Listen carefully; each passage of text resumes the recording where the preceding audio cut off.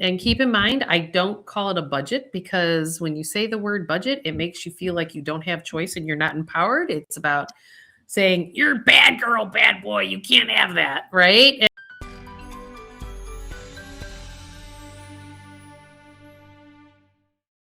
What other kinds of things do you offer your clients that help them as they're working on these issues?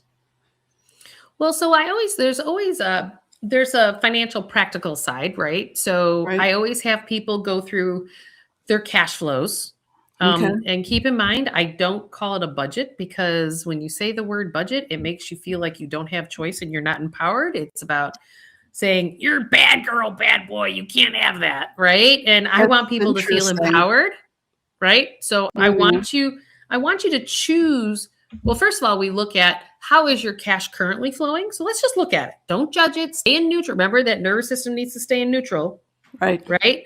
Don't judge it. Don't make excuses. You're going to provoke your shame, your guilt, and everything. When I start talking about somebody's cash flows, I'm almost naturally hijacking their nervous system because they're going to respond in some shame or guilt. Everybody always gives excuses why their money's doing what it's doing. Well, and so talk a little bit about the shame and the guilt that goes with that. Does that go back to more early experiences? Yeah, it comes from their childhood, right? They think they're wrong for choosing what they're choosing because somebody along the way judged them and told them they were wrong. Okay.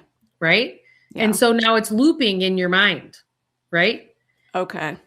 And so it's about going, I'm going to give you an example. I had this husband and wife that came to me years ago, and the husband came in here. I'm here for a female financial planner because you need to tell my wife that she's ridiculous, that she's buying $400 to $600 pair of jeans every single month. And I'm just sitting here going, okay, I would never buy that. Like that's not me. I would never buy jeans like that, but stay neutral, right? Don't judge her. He's clearly judging it, right? Right. And so if I stay neutral, I'm going, tell me what those jeans do for you. And she's like, so I'm seeking to understand before I want to be understood, right? Yes. Stephen Covey, that's one of his first things, right? And seeking to understand. And she goes, I'm in an industry where if I don't look the part and I'm not cutting edge, then I am looked down upon. And I'm aging in my industry, which is the advertising agency world. And I need to stay on that edge because I'm starting to get wrinkles on my face. And I sit there and I go, wow, that's a whole different story. Whole different perspective as opposed to you irresponsible woman, stop buying $600 pairs of jeans, right? Yeah.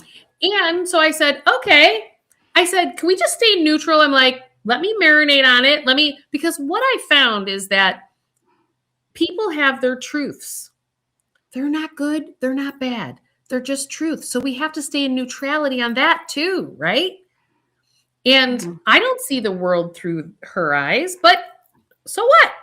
Right. So you're thinking that's a lot of money for a pair of jeans and she's just trying to keep a job that pays a good salary. Right. And so I sat there and I'm going, but in a household, what's the best thing that you can do in a household? It's collaboration. It can't be his way or her way. There's got to be a mutual ground.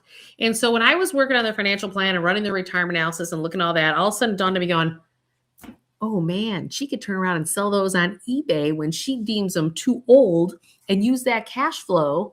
We actually cut the amount in half because she turned around and she would sell them on eBay. Wow. And he was happy. She was happy. We found the place of neutrality for the two of them. And then guess what started to happen? Because there was no more push energy happening. She didn't want so many new jeans. She didn't want the guy telling her that he could control her. That's what her dad did. Wow. Her dad controlled her mom, and there was no way in hell that she was going to allow a man to control her, particularly when she had her own career. That's a great example of how I interface with clients to find solutions that are collaborative because they have to be solutions from the heart. They cannot be solutions from the egoic mind.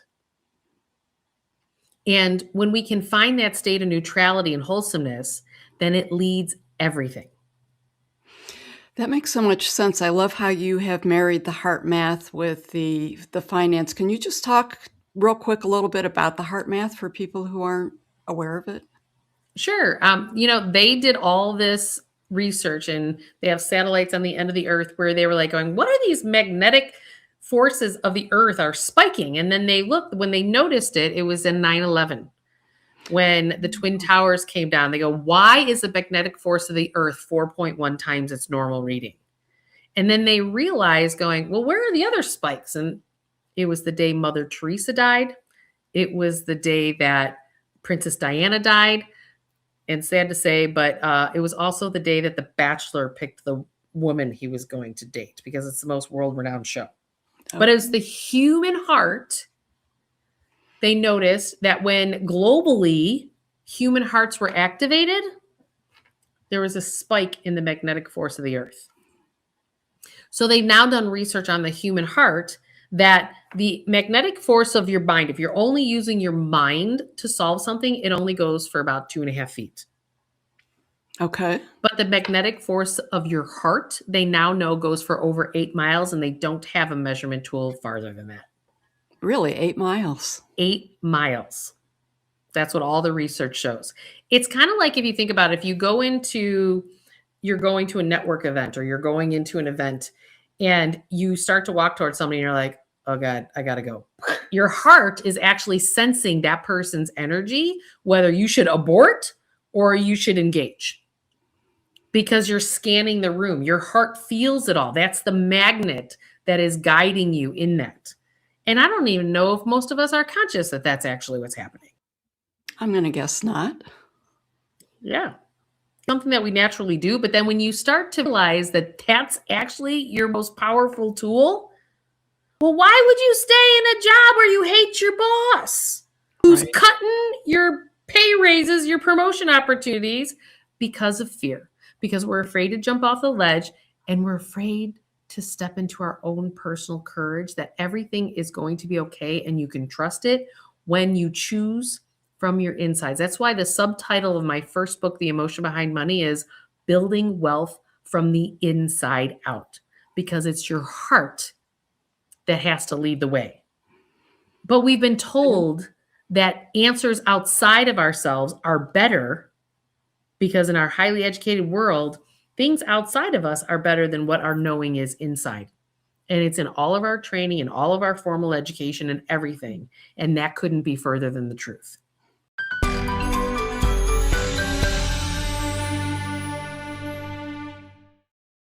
Do you want to experience free coaching based on my 25 plus years as being a financial planner and ask me any question that you want to ask me to help you get past that hurdle in your financial world? I run these free workshops every other month to start to open you up, to start to help you get to this next place. The information for my free workshop, click the link below and register, and I'll see you on the next workshop.